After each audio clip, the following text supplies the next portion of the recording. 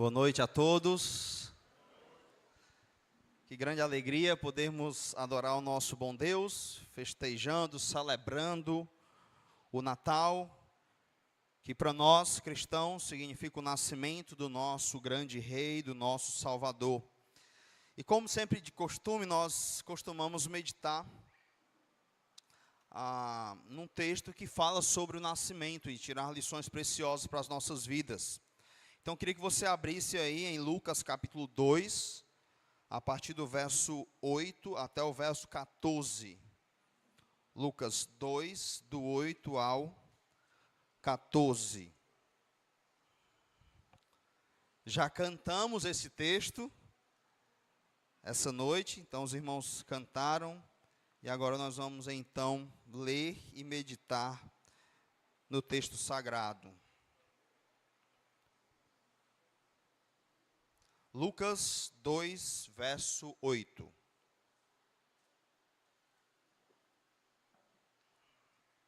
Amém? Antes de começar a leitura, só avisar para os irmãos que estão sem lugar aí fora, que tem muito espaço aqui do lado esquerdo. Do lado direito aqui tem pouco, algumas cadeiras, mas do lado esquerdo aqui tem muito espaço, tá? Muito espaço mesmo. Então vamos lá. Lucas 2, verso 8. Havia naquela mesma região pastores que viviam nos campos e guardavam o seu rebanho durante as vigílias da noite. E um anjo do Senhor desceu aonde eles estavam, e a glória do Senhor brilhou ao redor deles, e ficaram tomados de grande temor. O anjo, porém, lhes disse: não temais. Eis aqui vos trago boa nova de grande alegria, que será para todo o povo. É que hoje vos nasceu, na cidade de Davi, o Salvador, que é Cristo o Senhor. Isto vos servirá de sinal. Encontrareis uma criança envolta em faixas e deitada em manjedoura. E subitamente apareceu com o anjo uma multidão da milícia celestial, louvando a Deus e dizendo: glória a Deus nas maiores alturas, e paz na terra entre os homens a quem Ele quer bem. Somente até aqui, vamos orar mais uma vez. Deus amado e querido, nossos corações estão alegres, felizes, pelo Senhor ter enviado o teu Filho a este mundo. Ao olhar para a nossa miséria, o Senhor teve misericórdia. E não havia nenhum outro meio de sermos salvos da condenação eterna. Não havia nenhum outro meio de pagarmos a nossa conta com o Senhor. Somente o próprio Senhor vindo se tornando um de nós, morrendo naquela cruz, nos representando. E assim o Senhor fez, nos dando esperança. Te louvamos por isso, por essa boa nova que os seres humanos receberam. Em nome de Cristo, amém. Então, meus queridos e amados irmãos, nós temos um texto que narra o acontecimento, o aviso dos anjos. E eu queria, olhando para a fala do anjo, para o que está registrado aqui, como ele apresenta essa boa notícia, tirar então algumas lições de aprendizado para nós. E compreender no cenário atual o que Deus fez a partir dessa notícia aqui, do nascimento desse bebê. Então, o verso 10, o anjo lhes diz: não temais, eis aqui vos trago boa nova de grande alegria. Então era uma ótima notícia, uma boa notícia. Por que era uma boa notícia? Para nós e para a maioria, não tão para nós, mas para a maioria dos seres humanos, essa notícia desse bebê, que ele vai nascer e tal, não é tão bom assim. Não faz muito sentido. Então, talvez você que está aqui entre nós não é um cristão. O que tem a ver um bebê que nasceu há 2000 anos atrás, morreu, é dito que ele ressuscitou, e como que isso afeta a minha vida? Que notícia boa é essa? É quase como você oferecer um sanduíche para o dono do McDonald's. Eu dizer, olha, tem uma boa notícia para você, o que é? Eu vou te dar um sanduíche. Então, para entender a boa notícia, nós precisamos entender a real situação da humanidade. Um sanduíche para o dono do McDonald's não é uma boa notícia, mas para um mendigo que está 4 dias sem comer, é uma ótima notícia. Não é? Então, pensando espiritualmente, aqueles que não conhecem a Deus, ou melhor, todos que nasceram nesse mundo pós-Adão, eles são miseráveis, escravos do pecado, caminhando para o inferno, sem esperança nenhuma. E aí, então, Deus tem uma boa notícia. Que notícia é essa? E aí, no verso 11, ele diz, hoje, na cidade de Davi, esse hoje aqui é a ideia de, vai acontecer dentro do tempo e do espaço. Deus planejou isso na eternidade passada, a Trindade Santa, alguns vão chamar aqui no concerto eterno, eles decidiram criar o homem, sabendo que o homem ia cair, eles já criam um plano para salvar o homem, mas esse plano tinha um momento que ia acontecer. Por isso Gálatas 4:4 diz, vindo a plenitude dos tempos, ou seja, o tempo perfeito, completo, Deus enviou o seu filho, nascido de mulher, nascido debaixo da lei. Então, dentro desse tempo, quando ele diz hoje, chegou a hora, chegou o momento do plano se concretizar. E aí lembra que aqueles que são salvos antes de Cristo, são salvos pela fé nessa promessa, que viria o Messias. E nós que somos salvos depois de Cristo, nós somos salvos pela promessa que já se concretizou, que foi a vinda dele e a sua morte substitutiva ali na cruz do Calvário. E aí ele fala que na cidade de Davi aqui, é a cidade em que Davi nasceu, porque tinha uma cidade que era a cidade de Davi. Davi nasceu em Belém, tá certo? Só para você não fazer confusão com isso aqui. E aí ele diz, nasceu na cidade de Davi, o quê? O Salvador. Nasceu o Salvador. E aqui nós vamos começar a entender por que é uma boa notícia. Na cidade de Davi nasceu o Salvador. Salvador de quê? Não é? Cristo nasceu para salvar a humanidade de quê? De que ele vai salvar a humanidade? Então, nos últimos 30 anos, o cristianismo ele começou a declinar, e essa mensagem desse Salvador, ela foi perdendo o significado. Então, as pessoas oferecem Cristo como Salvador, mas é Salvador das suas finanças, Salvador do seu casamento, Salvador da sua saúde, Salvador dos seus sonhos, sei lá mais o quê. E aí, eles colocam Cristo como o meio pelo qual você vai conseguir conquistar coisas nessa vida. Será que era a respeito disso que o anjo estava falando? Então, olha, eu tenho uma ótima notícia para vocês. É que a partir de agora, depois que ele nascer, e vocês crerem nele, porque ele é o Salvador, e ele vai salvar a vida de vocês da pobreza, das contas, das dívidas, e por aí vai. Uma vez eu estava visitando uma igreja numa praia aqui em Fortaleza, aliás, nas regiões mais longe de Fortaleza, e era uma igreja batista, e eu fui lá. E aí o pregador estava lá animado, aí ele foi e disse, sabe aquele papel de água e luz que está lá na sua casa? Eu vou profetizar que quando você chegar em casa vai estar pago. Jesus vai resolver isso para você. E tem gente que acredita. Aí depois chega a Ener lá para cortar, né? Não está pago. Então não foi esse tipo de coisa que Jesus veio resolver, não. E alguns diziam, eu lembro que uma vez um homem foi evangelizar meu pai ainda não era crente, aí ele disse assim, seu Raimundo, eu já sou crente e eu tenho essa doença aqui, Jesus não vai me curar. Mas, como o senhor não é crente ainda, se o senhor se converter, ele vai curar. Então, é como se fosse um negócio, né? Você vem para Jesus e ele tem benefícios terrenos para dar para você. E aí é um jogo de troca. Então, quando o anjo chega e anunciei, eu tenho uma ótima notícia.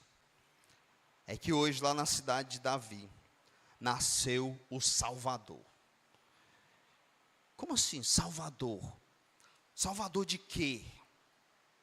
Salvador, em primeiro lugar, dos pecados. Esse é o problema da humanidade.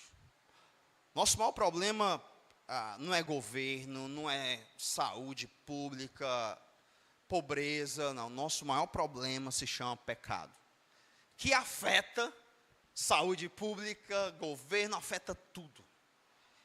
Por isso que em Mateus 1:21, falando dele, dizendo: eis que a virgem conceberá e dará à luz um filho, e colocará o nome dele de quê? Jesus, que significa o quê? Salvador. E ele salvará ou livrará o seu povo de quê? Dos pecados deles. Então ele vem nos salvar desses pecados, da escravidão do pecado, que tornou a humanidade maldita. Lembra que Deus disse para Adão: porque deste ouvido à tua mulher, não me obedeceste a ordem que eu te dei, maldita é a terra por tua causa. Então, quando o pecado entra, ele afeta tudo, e tudo agora é maldito por causa do pecado. O homem se coloca numa posição de inimizade com Deus, aliado ao próprio Satanás. Por isso, a boa notícia é: ele veio salvar vocês do pecado. O pecado é o nosso maior problema. Talvez você não acredite muito nisso, mas o pecado é o nosso maior problema. O ser humano, ele é escravizado ao pecado, e vocês vão ver muitas pessoas que, quando você fala do evangelho para elas, elas até concordam. Quando você fala dos ensinos, dos preceitos da palavra de Deus, elas concordam. No entanto, elas não conseguem se desvencilhar do seu estilo de vida pecaminoso. Alguns até colocam seus filhos na igreja. Vai, leva meu filho lá para ver se ele, né? Que lá é bom. E por que você não quer? Abra comigo aí em Romanos, passe algumas folhas. Deixa marcado Lucas, tá? E vai em Romanos, capítulo 6.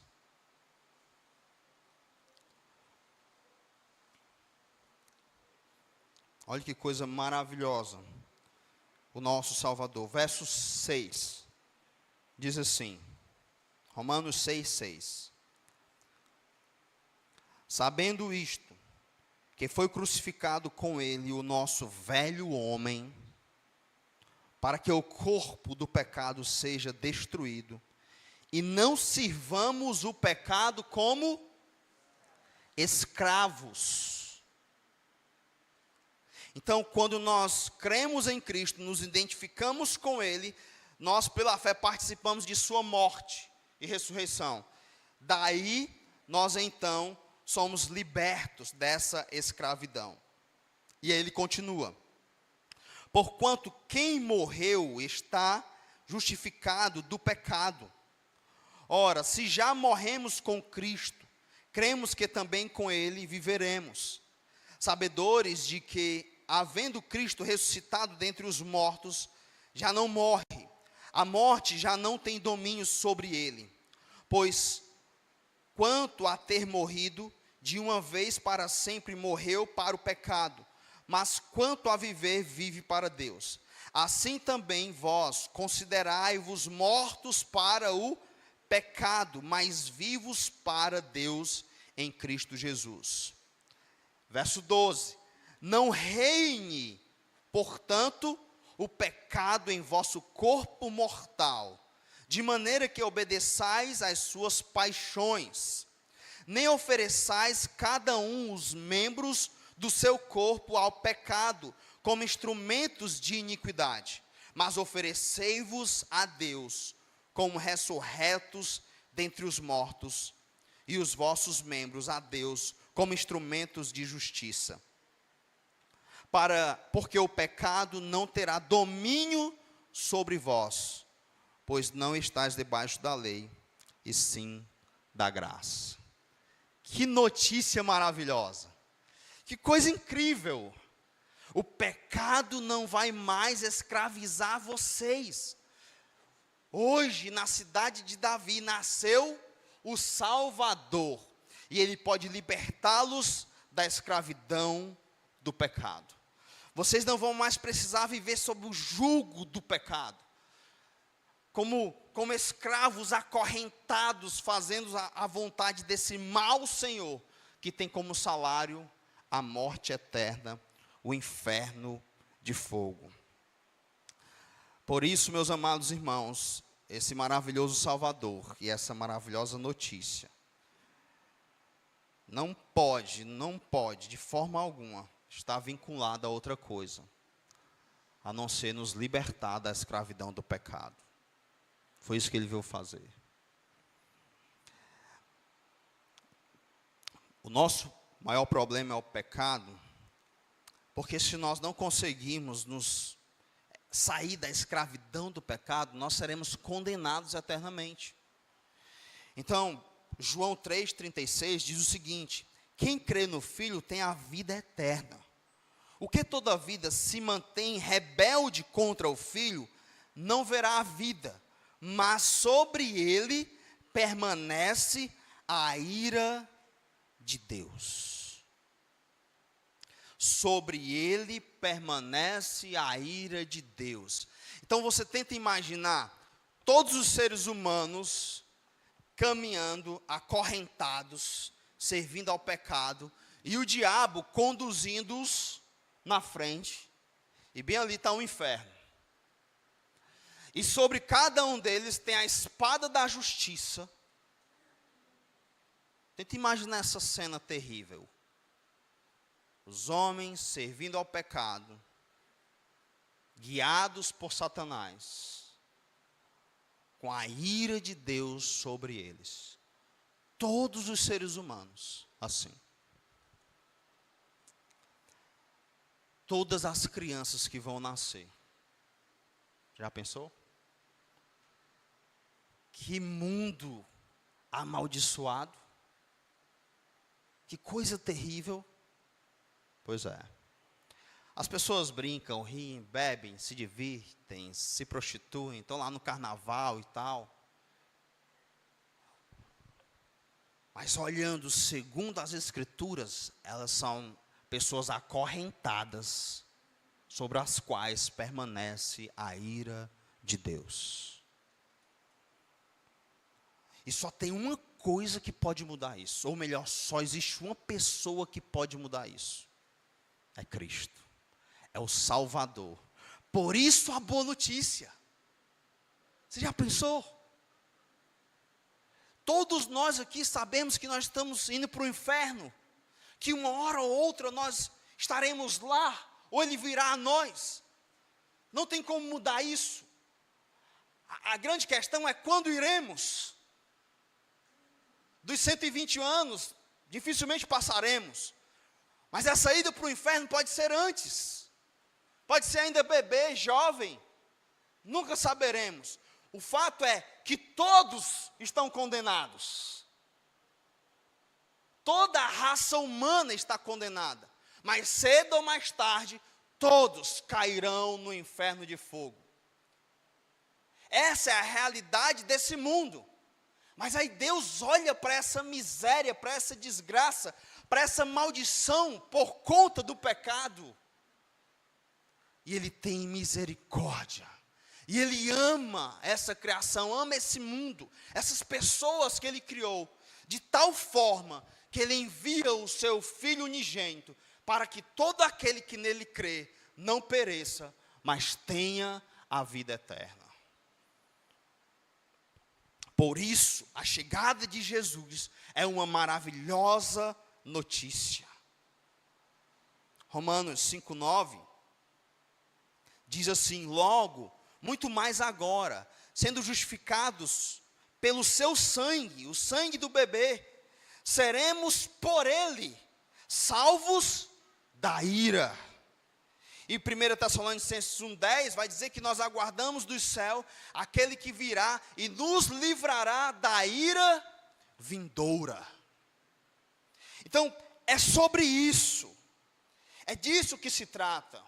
Veja como isso é sério, meus amados irmãos. Se você está em Romanos, passa mais algumas folhas e você chega em 1 Coríntios, capítulo 6.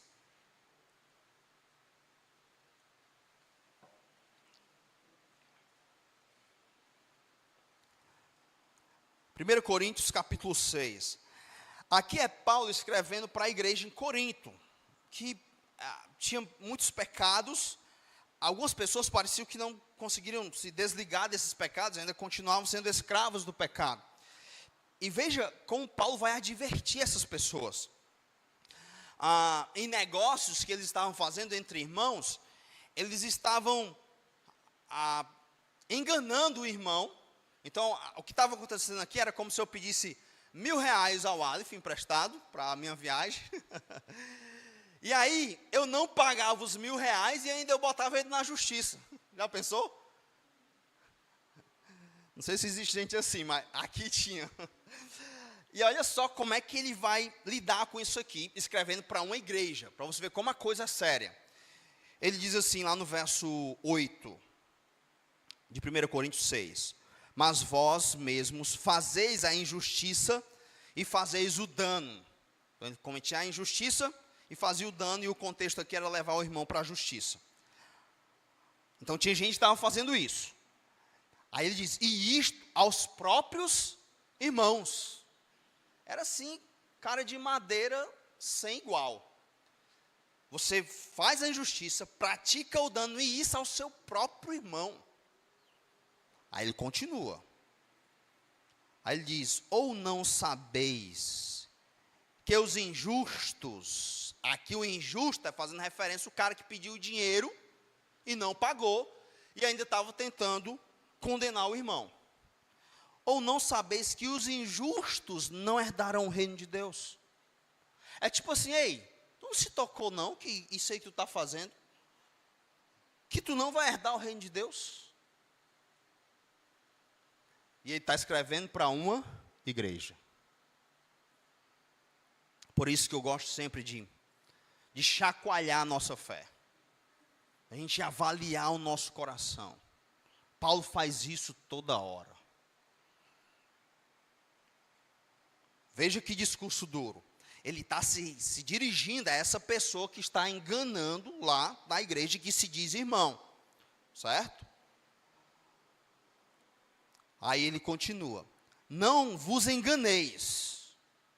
Então presta atenção, não se engane. Porque o camarada pode dizer, pai, Paulo, eu tenho 30 anos de igreja aqui, carteirinha de membro e tudo. Pode dizer, não se engane.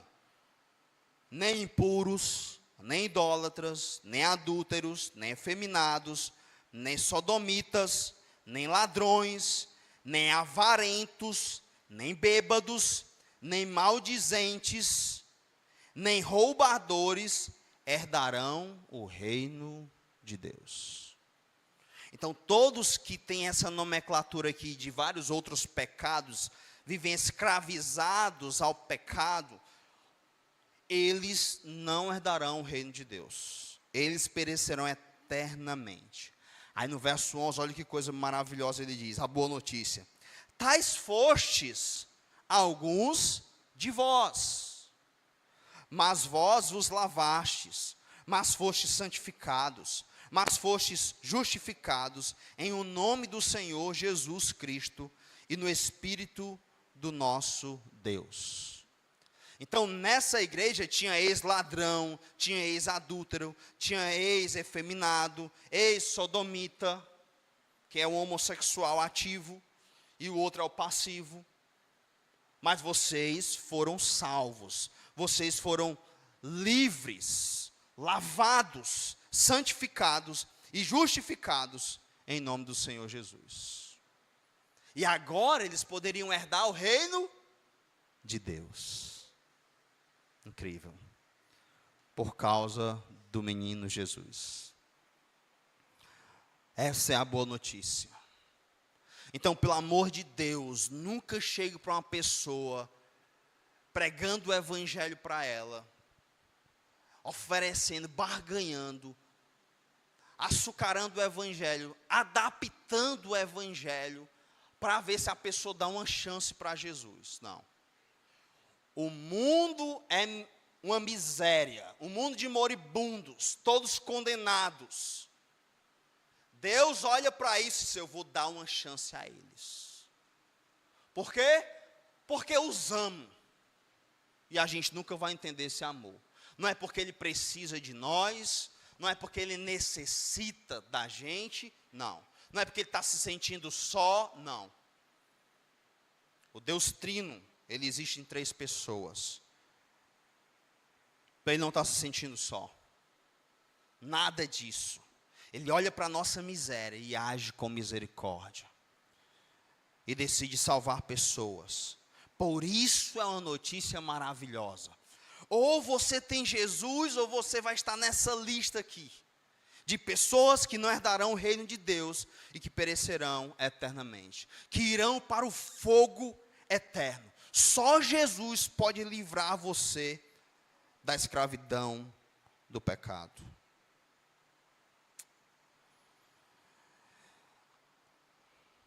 Jesus Cristo, meus amados irmãos, é a única esperança para a humanidade.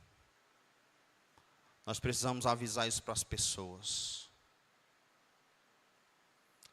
No tempo de Natal, nós falamos de paz e tal, vou já explicar o que isso significa. E às vezes nós perdemos o verdadeiro, o real significado, a notícia. Por que nós estamos alegres? Ah, é porque vai ter recesso, porque eu recebi o 10º, porque Natal é isso? Eu vou poder comprar, trocar presentes e tal. Não, Natal é a boa notícia de que Deus, na sua infinita graça e misericórdia, olhou para um mundo miserável e agiu com graça e misericórdia. Enviou seu Filho, o único que poderia resolver esse problema. O único que poderia pagar a nossa dívida, o nosso escrito de dívida que nos era prejudicial. O único que pode zerar a conta.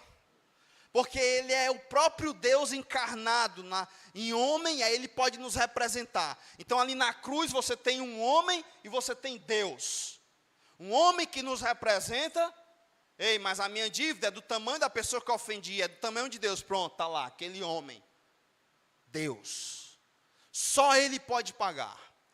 Nem um ser humano pode pagar, nem um anjo. Então imagine que um anjo, pastor, mas o anjo não tem pecado. Então se o anjo vier encarnar e morrer pela gente, sem pecado, ele paga a nossa conta? Por que não?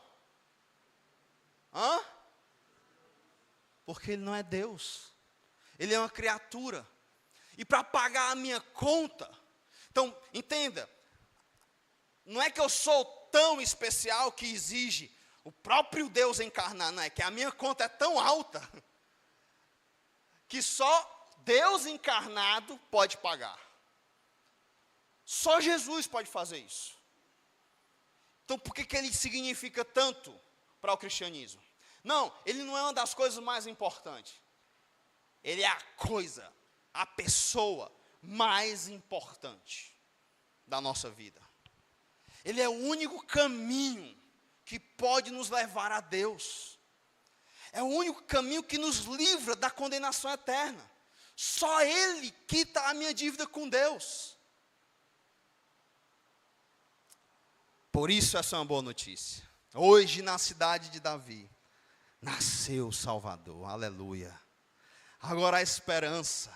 Você já pensou sem Jesus? Mesmo que eu soubesse tudo isso, eu não tinha a menor esperança de que meu filho José pudesse ir para o céu. Porque ele é um pecador, ainda inconsciente. Mas um dia será um pecador consciente, caminhando para o inferno. Mas há uma esperança agora, de eu pregar o evangelho para ele, de falar dessa boa notícia, e ele ser salvo da escravidão do pecado, e então poder fazer parte do reino de Deus, e não ranger os dentes eternamente no inferno. Só Jesus pode nos dar essa esperança. Então a alegria do Natal, ela tem que estar cheia desse significado. Não estou dizendo que a gente não deve se alegrar com os presentes, com o 10º, né?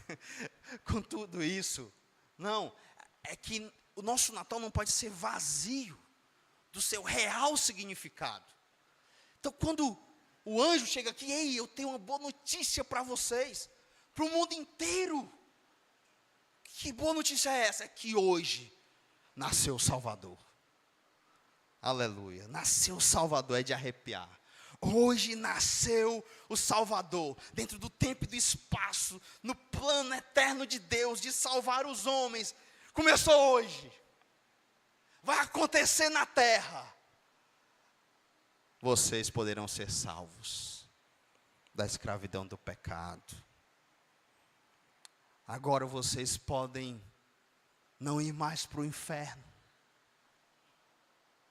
Vocês poderão então ir para o céu. E ele diz, nasceu o Salvador, que é Cristo o Senhor. Cristo aqui é o ungido, o Messias, o prometido. E o Senhor é uma palavra que vai estar ligada a uma divindade, ou seja, é o próprio Deus, o Deus encarnado. No período, nos escritos intertestamentários, que é ali entre Malaquias e Mateus, teve 400 anos de silêncio profético. Então todos os escritos, eles esperavam por esse menino que ia nascer, as profecias se cumprirem, e eles chamavam de Messias Rei. E é assim que o anjo chega anunciando. Vai nascer o Salvador, o Cristo, o Messias, o ungido, o Senhor, o grande Rei. É o Messias Rei. Eles aguardavam a chegada desse Salvador. É o nosso Senhor. O nosso Senhor agora não é mais o pecado. Agora é Cristo, o Messias Rei, aquele que nos libertou da escravidão do pecado. E agora, em vez de estar debaixo do pecado, nós estamos debaixo da sua graça. Ele é o nosso Senhor. Enquanto que o malvado Senhor pecado nos dava por nossos serviços a Ele a morte como pagamento, o nosso Cristo nos dá a sua graça e nos salva e morre em nosso lugar e nos coloca numa posição de descanso, onde nós não precisamos trabalhar para conquistar a salvação. Tudo é graça. Eu só tenho que olhar e ver a sua obra lá na cruz. Olharam para Ele e foram iluminados. Seus rostos não serão mais confundidos. É o nosso Salvador, o nosso maravilhoso Senhor. Como é bom obedecê-lo. Ah, meus amados irmãos, quando nós somos de fato livres da escravidão do pecado, o pecado ele se torna algo acidental na nossa vida, e ele não é mais aquele prazer. Então, quando um ímpio, alguém que não tem a Deus e é escravo do pecado, ele vai lá e se lambuza todo no pecado e ele gosta daquilo. Quando ele é liberto da escravidão do pecado, isso não quer dizer que ele nunca mais vai se sujar com o pecado. Mas só que agora, talvez você já morou num local que tinha lama durante a chuva. Aí o pessoal não bota uns tijolos para você sair andando, né? Aí você não quer cair na lama. Você não quer se sujar ali. Já um porco, se você soltar ele, não vai pisar nos tijolos, né? Vai se deita lá, é o prazer dele. Pronto. O crente é assim, ele vai pisando nos tijolos ali em meio à lama. E acidentalmente ele cai às vezes. Por isso que às vezes quando nós estamos sendo tentados, aquela tensão, peco ou não peco, faço o que Deus quer, o que o pecado quer, aquela luta dentro da gente, ela é marcada por medo, por angústia. E às vezes nós acreditamos na mentira do diabo de que aquilo vai dar prazer. E aí quando você faz e sente aquele prazer bem rápido, prazer transitório do pecado, seja lá em que for, ou que tipo de pecado, mas ele sempre dá esse gostinho, logo em seguida ele fica amargo. Às vezes você está lutando contra a ira, e alguém diz algo com você e você quer, e você fica, não vou falar, mas você fica meio que sem paz ali, eu tenho que falar, aí você fala, pá. E é assim que você fala, o Espírito Santo acusa logo, pai, não era para ter falado aquilo. Machuquei aquela pessoa, né? Isso acontece muito dentro do casamento, né? Por que eu falei isso e tal? E aí vão lá, já fica mal, acontece algo ali, você não se sente mais bem com a lama. A lama não é mais legal para você. Sabe por quê? Porque você foi liberto da escravidão do pecado. O pecado não dá mais prazer. Agora a gente vive lutando para não cair mais no pecado. E o incrível é que Cristo, Ele nos libertou, e agora eu posso dizer não para o pecado. Irmãos, isso aqui, quando eu aprendi isso aqui na minha juventude, no colégio, em que os jovens são bombardeados, né? Ah, fiquei com tantas meninas nesse carnaval, fiquei com isso, eu bebo e tal, e o pastor não deixa tu beber e tudo. Essa era a minha arma. Eu dizia, ei, mano, não é que o pastor não deixe, não. Se eu quiser beber um copo de cerveja lá, eu bebo. Só que eu decido não beber.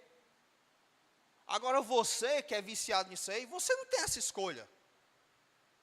Não é? Você não tem. Por isso que o cristão é superior, porque ele é uma raça livre. É a pior bobagem achar que o ímpio é livre. Ele não é livre, ele é escravo.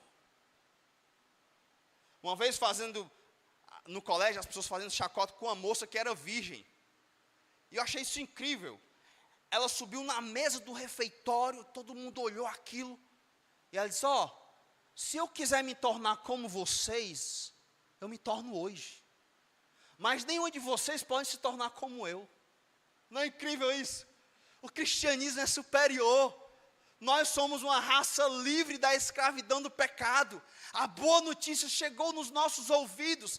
E Deus colocou fé em nosso coração e cremos na boa notícia.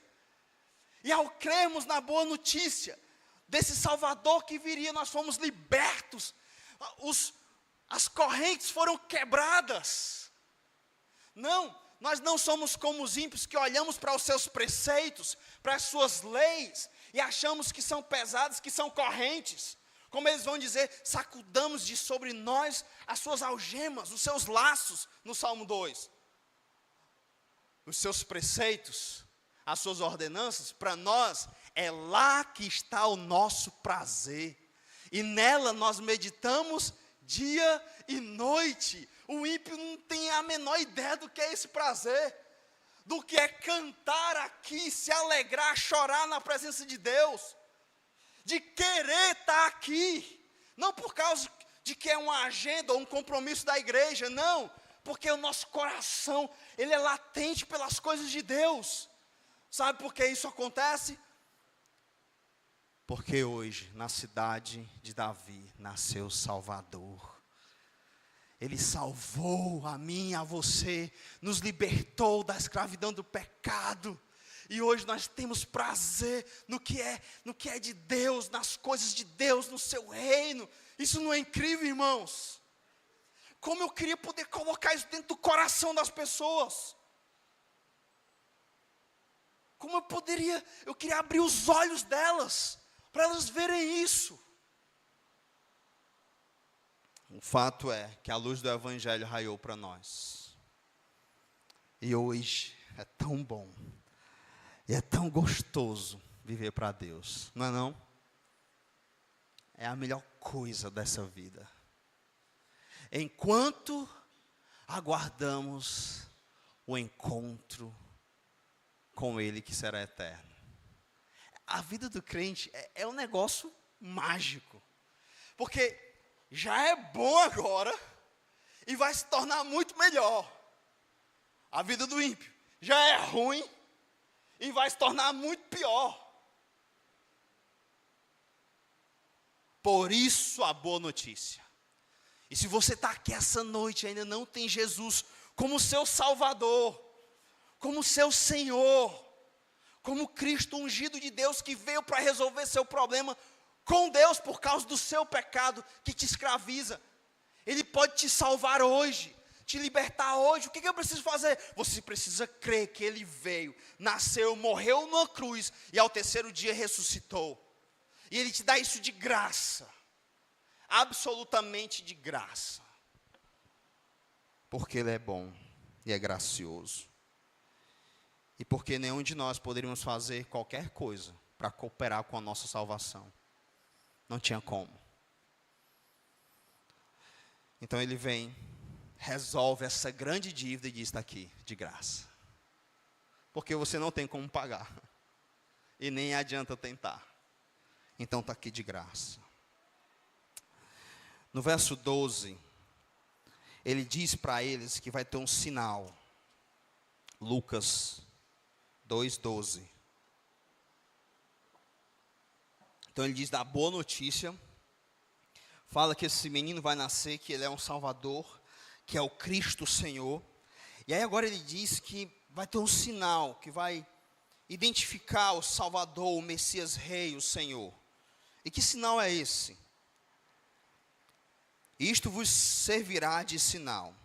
Encontrareis uma criança envolta em faixas e deitada em uma manjedoura. Então tudo aponta que o sinal é a manjedoura. Não seria nem os panos. Seria muito comum encontrar uma criança, um recém-nascido envolto em panos, não é?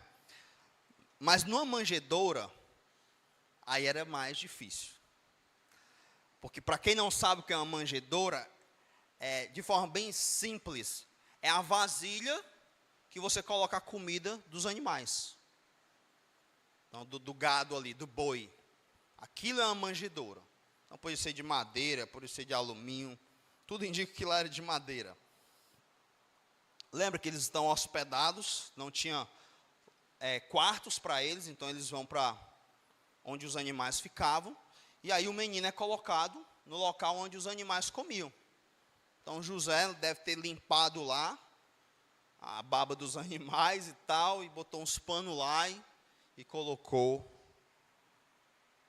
o Criador de todas as coisas, o dono de tudo, naquele lugar.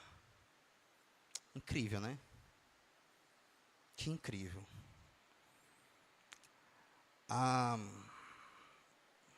Que paradoxo. Como que o Criador do universo, ao nascer, é colocado dentro de uma vasilha onde os animais comiam. Tudo sujo ali.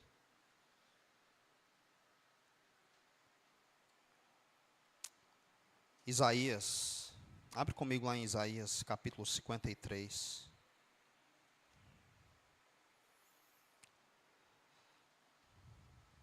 Falando do servo sofredor, profetizando a respeito dele, diz algo. Verso 2, verso 3 e depois o verso 7. Porque foi subindo como renovo perante ele. Isaías 53, verso 2.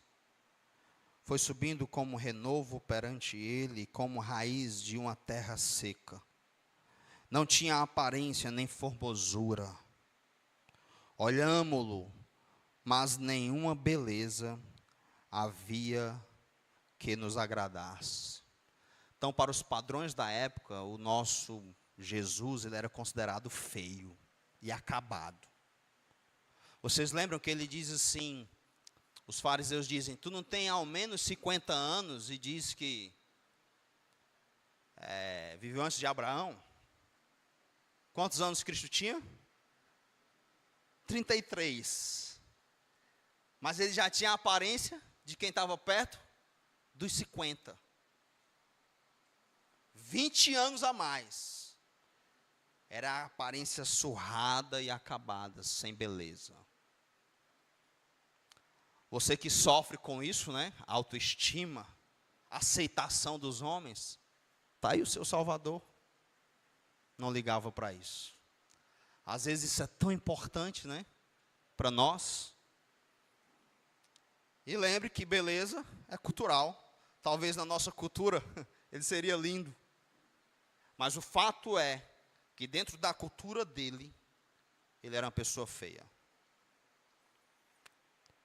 E muito acabada, devido a todo o contexto de sofrimento, de viver dormindo mal, e por aí vai. Então, o verso 3, olha só o resultado disso. Era desprezado e o mais rejeitado entre os homens. Homens de dores, e que sabe o que é padecer. E como um de quem os homens escondem o rosto, era o quê? Desprezado. E dele não fizemos caso. Nossa. Isso aqui dói muito meu coração. Quando eu penso em mim mesmo, sabe? Às vezes nós queremos ser tão cheios de direito, né? Queremos sempre o melhor para nós. Os nossos filhos não podem sofrer um pouquinho, não pode ter um pouquinho de desconforto, não é?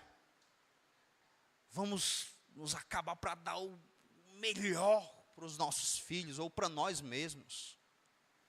Não, eu lembro que uma vez estava uma crise na mocidade da minha antiga igreja, porque algumas pessoas no culto de Natal não podiam repetir a mesma roupa. E alguns estavam cogitando faltar o culto porque não tinha uma roupa nova, para não repetir. Senão eu vou aparecer na foto, é a mesma roupa e tal. E aí o culto de Natal estava se transformando num desfile de moda. E aí precisamos exortar os jovens lá, as moças, a respeito disso. Tamanha é esse orgulho que domina. Olha o verso 7. Ele foi oprimido e humilhado, mas não abriu a boca. Como cordeiro foi levado ao matadouro, e como ovelha muda perante os seus tosqueadores, ele não abriu a boca. Herodes dizia: ei, tu não vai dizer nada, tu não vai se defender, olha as acusações. E ele ficava calado. Bateram nele, cuspiram nele, colocaram lá um pano e batiam com um porrete lá. E aí, diz quem te bateu. Imagina o tamanho da humilhação. Foi chicoteado. Isso começou, todo esse sofrimento começa quinta à noite. Abandonado, desprezado. Imagina só, o dono de todas as coisas. Quando Pedro corta a orelha lá do soldado, ele diz: ei, tu acha que se eu quiser resolver isso aqui, eu não resolvo não? Guarda a tua espada. Ele se entrega. A ovelha que ia para o sacrifício em Israel, coitada, eles pegavam ela, seguravam aqui, cortavam o pescoço dela. O nosso Cristo não. Ele é o sacrifício, é o Cordeiro de Deus que tira o pecado do mundo, que se entrega, que se oferece. Por isso João, ele vai dizer: a minha vida eu a dou, ninguém a tira de mim, eu de mim mesmo a dou, esse mandamento recebi de meu Pai. Não, Cristo não foi coagido, Cristo não foi um pobre coitado, que os homens pegaram à força, e aí o pregaram numa cruz, e ele não sabia como se defender. Cristo veio e aceitou toda a sua humilhação, porque isso fazia parte do plano de Deus. Era um plano para salvar a mim e a você.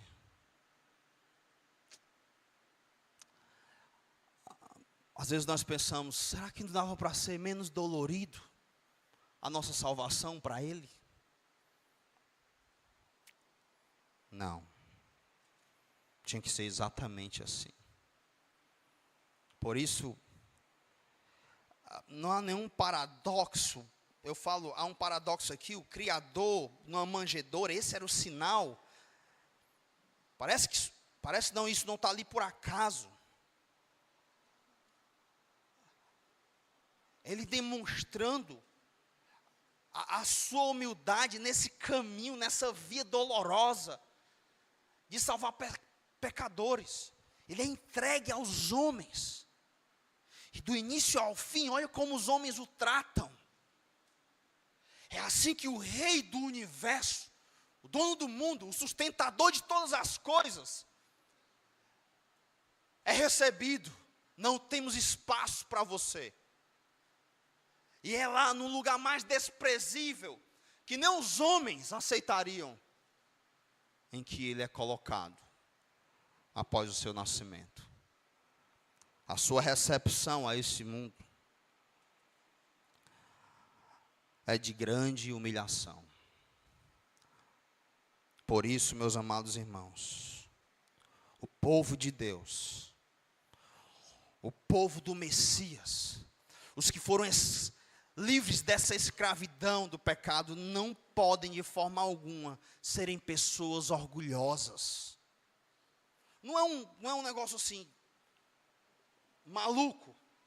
Eu olho para o meu Messias, sendo Deus, não usou por usurpação ser igual a Deus. Antes se esvaziou, assumindo forma de servo, um homem, se tornando semelhante aos homens, sendo obediente até a morte. Então, dentro do plano eterno, você vai nascer na manjedoura. Como assim na manjedoura? Obediente em tudo, até a morte. E não foi qualquer morte, foi morte de cruz. Por isso, Deus lhe deu o nome que está acima de todo nome, para que ao nome de Jesus, o Salvador, todo joelho, no céu, na terra, embaixo na terra, se prostre, e toda língua confesse, que Jesus Cristo é o quê? O Senhor, para a glória de Deus Pai. Aleluia. Esse é o nosso Cristo.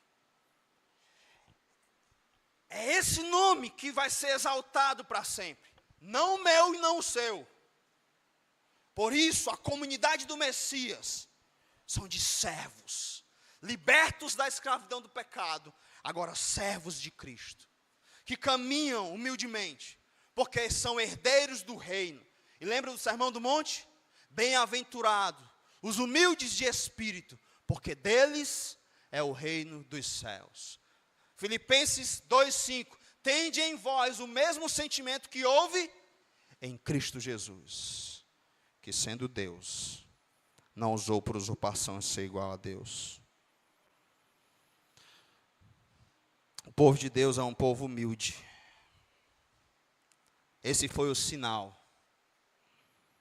Vai ter um sinal do Messias Rei. Vocês vão encontrar ele numa manjedoura. E depois eles finalizam com uma canção. Os anjos chegam, incontáveis anjos. A ideia da palavra lá usada é que não dá para contar. Então muitos anjos chegam festejando, alegres.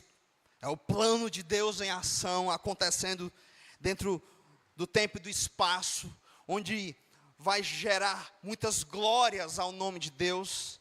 É algo incrível, mesmo que vai ser um momento de grandes dores para o Cristo. E eles cantam a música, glória a Deus nas maiores alturas. E aí eles dizem, paz na terra entre os homens, a quem Ele quer bem. paz na terra entre os homens a quem ele quer bem.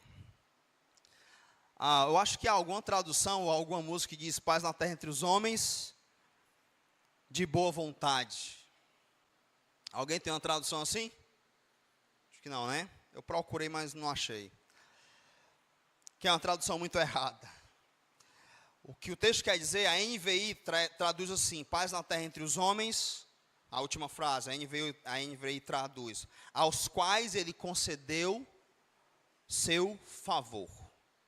Essa seria a melhor tradução. Então, é paz na terra entre os homens. Essa paz na terra não é uma paz mundial.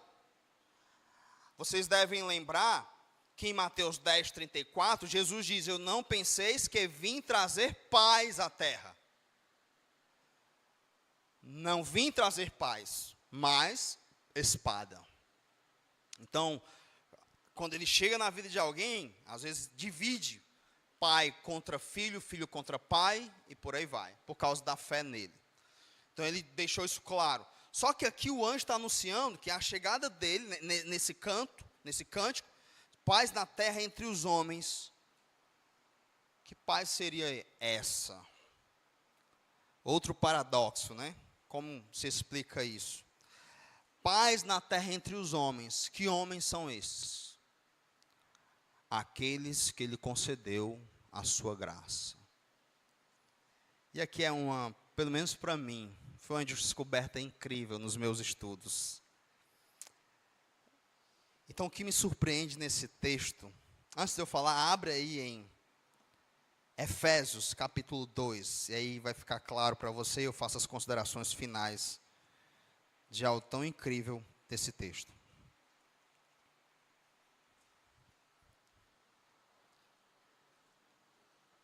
Efésios 2.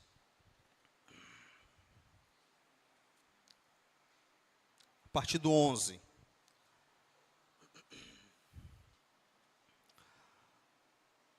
Aqui ele vai falar dos gentios e dos judeus, tá? Então, e aí ele está revelando o que é a igreja. Porquanto, lembrai-vos de que outrora vós, gentios na carne, chamados incircuncisos por aqueles que se intitulam circuncisos. Incircuncisos são todos os povos, circuncisos os judeus, tá? Na carne por mãos humanas. Verso 12. Naquele tempo estáveis sem Cristo, separados da comunidade de Israel, e estranho às alianças da promessa, não tendo esperança e sem Deus no mundo. Isso aqui somos nós. Aqui não tem nenhum judeu não, né? Pronto, somos nós aqui os gentios.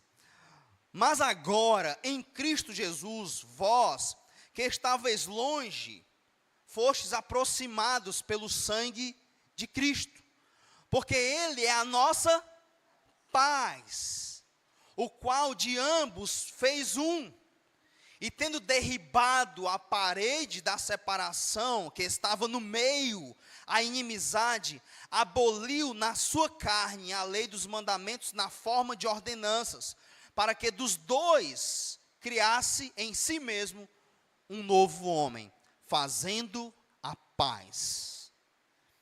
E reconciliasse ambos em um só corpo com Deus, por intermédio da cruz, destruindo por ela a inimizade.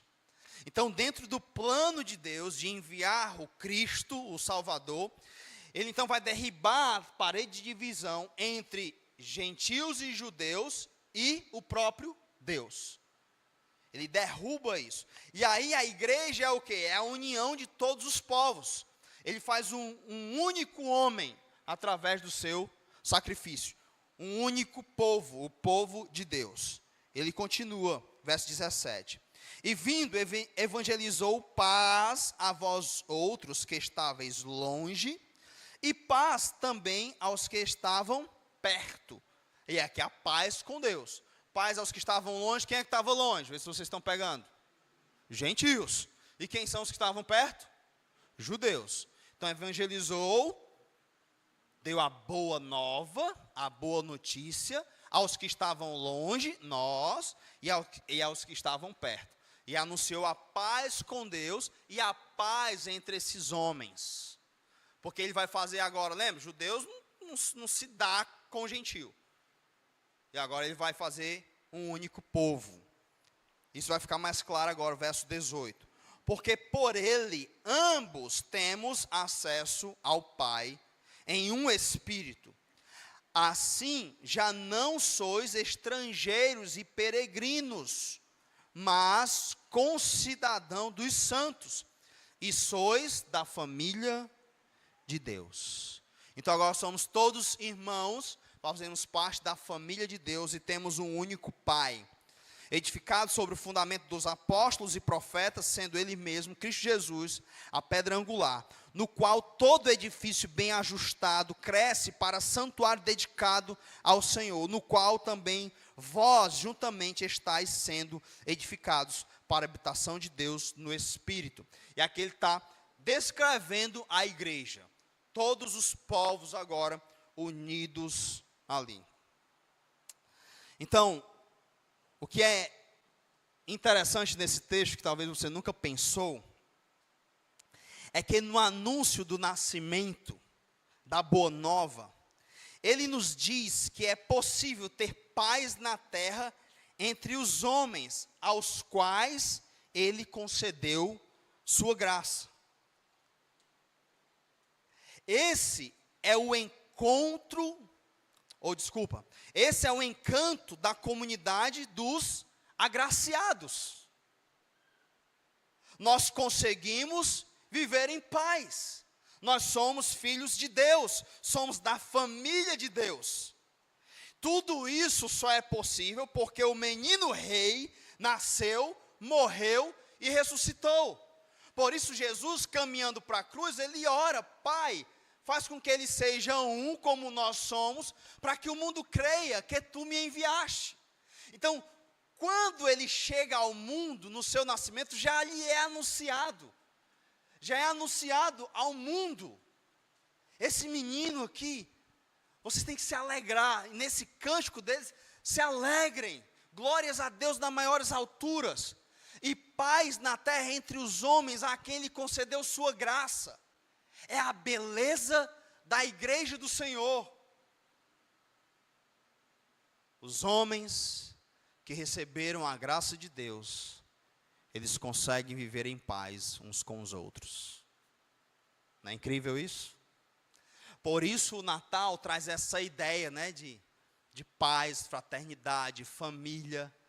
Eu lembro que às vezes tinha familiares que ficavam sem se falar por anos, aí a gente ficava na expectativa, né? No Natal eles vão se falar, porque é tempo de paz. Aí você fala: rapaz, nem no Natal eles se falaram, né? É porque a briga foi... Se espera disso. No entanto, como eu falei, as pessoas não têm a menor ideia do significado dessa paz. E o que esse texto está dizendo, nada mais é de que esse menino rei que vai nascer, ele vai trazer paz entre os homens. Ele está fazendo uma alusão à própria igreja do Senhor. É a paz entre os homens aos quais ele concedeu a sua graça. É a comunidade do menino rei, do Messias. É os representantes do reino. É a igreja dele, é a família dele. Você já pensou nisso? Não é incrível isso nesse texto? Que descoberta maravilhosa. Quando o anjo vem anunciar o nascimento de Cristo, ele já avisa, no cântico dele, sabe, as pessoas que ele vai conceder a sua graça, eles vão viver em paz na terra. Por isso, quando a igreja do Senhor, ela vive em desunião, em brigas, é como que o menino rei não tivesse vindo. Por isso Jesus orou insistentemente, repetindo 3 vezes: Pai, faça com que eles sejam um. Faça com que eles sejam um. Por isso você vai encontrar várias ordens nas Sagradas Escrituras, dizendo para nós nos esforçarmos diligentemente para mantermos o vínculo da paz. Porque há um só batismo, um só Senhor, uma só fé. Não há espaço para divisão, para rancor. O povo de Deus, ele vive em paz. Por quê? Porque o anjo anunciou que esse Salvador, ele viria, nos libertaria da escravidão do pecado, do egoísmo, do orgulho, que é a coisa que mais divide. E ele declarou paz entre os homens que ele concedeu a sua graça. E onde estão os homens que receberam a sua graça? Na sua igreja. Por isso nós temos que viver em paz, porque ele já nos libertou da escravidão do pecado. E o nosso maravilhoso Senhor quer que os seus filhos, que estavam longe e os de perto, vivam em paz, porque por essa paz ele derramou o sangue dele para destruir a barreira da inimizade. Amém? Vamos orar então. Senhor, como o Senhor nos quer bem, nunca vamos entender tamanho amor, tamanho cuidado, tamanho carinho que o Senhor tem por nós. Queremos essa noite declarar que nós te amamos, nós desejamos te encontrar, te abraçar, te agradecer olhando nos teus olhos, por tudo isso que o Senhor fez por nós. Obrigado porque nós podemos viver nesse mundo felizes em Ti, satisfeitos, plenos, confiando nas Tuas promessas, sabendo que a ira de Deus não permanece mais sobre nós, porque o nosso Cristo, o nosso Salvador, já recebeu na cruz. Obrigado porque o Teu Santo Espírito testifica com o nosso Espírito que somos Teus filhos. Por isso, esse amor latente para com os irmãos. Por isso, não há mais prazer em nós com o pecado. Por isso, amamos tanto te servir, Deus, apesar das nossas falhas. Louvado e exaltado seja o Teu santo nome. Pela paz que o Senhor nos deu contigo e com os homens. Assim eu te oro, no nome do nosso Cristo, que hoje não está mais na manjedoura, mas no trono, de onde há de julgar os vivos e mortos. É no nome desse grande Rei que nós te oramos. Amém.